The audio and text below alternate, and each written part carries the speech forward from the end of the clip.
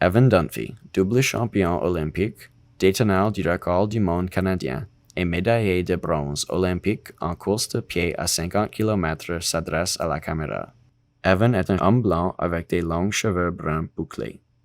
Il porte une chemise noire et est assis devant un mur blanc où sont accrochées des œuvres d'art. Donc, ma toute première expérience avec ça, c'était quelques années pendant les feux de forêt en Colombie-Britannique. Et je n'étais pas très conscient de la façon dont tout cela m'affectait. Et je me disais, ah zut, la qualité de l'air est mauvaise, mais je dois m'entraîner.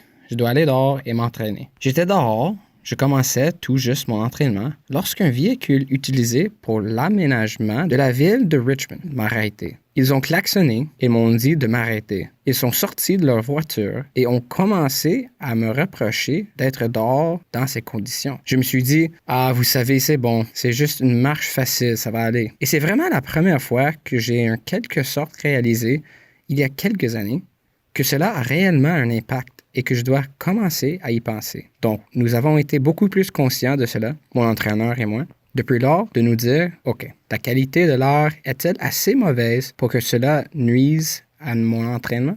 Evan finit de parler et disparaît de l'écran. Il est remplacé par Courtney Grant, une physiothérapeute de hockey sur gazon Ontario et de hockey sur gazon Canada. Courtney est une femme noire aux cheveux noirs portant un chandail à col roulé rouge. Elle est assise devant un mur blanc où se trouve un grand tableau dans un cadre orné. Elle s'adresse à la caméra.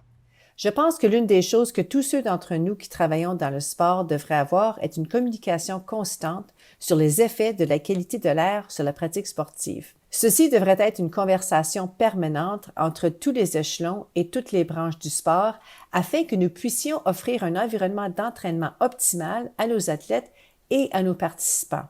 L'une des choses que nous pouvons faire pour aider à cela est d'examiner constamment l'indice de qualité de l'air, de déterminer quelle sera la période appropriée pour que les athlètes puissent participer au sport.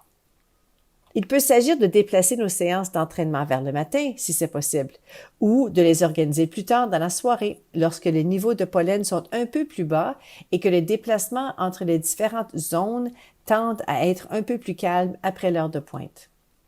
Courtney finit de parler et disparaît de l'écran. Elle est remplacée par Madeleine Orr, PhD, directrice du programme du sport durable à l'Université de Loughborough. C'est une femme blanche aux cheveux blonds qui porte un chandail noir et un cardigan orange. Elle est assise devant un mur violet. Elle s'adresse à la caméra. Donc, la bonne nouvelle concernant la qualité de l'air et la façon dont elle a un impact sur nos poumons, c'est qu'elle est souvent évitable. S'entraîner très tôt le matin, par exemple, avant que le soleil et la chaleur de la journée ne retiennent ces produits chimiques toxiques plus près du sol, est une bonne chose. Si vous pouvez vous entraîner le matin, si vous pouvez le reporter ou le faire plus tard dans la soirée, c'est généralement utile. Une autre chose que vous pouvez faire est de bouger à l'intérieur. Vous pouvez envisager d'écourter les entraînements pour réduire la durée d'exposition ou, dans certains cas, il est préférable de ne pas s'entraîner du tout, sachant que si vous le faites, non seulement vous ne ferez pas les mêmes progrès parce que les joueurs ne pourront pas donner le meilleur d'eux-mêmes, mais vous risquez aussi de faire quelques pas en arrière dans votre processus d'entraînement à cause de l'exposition. Madeleine finit de parler et l'écran passe au noir.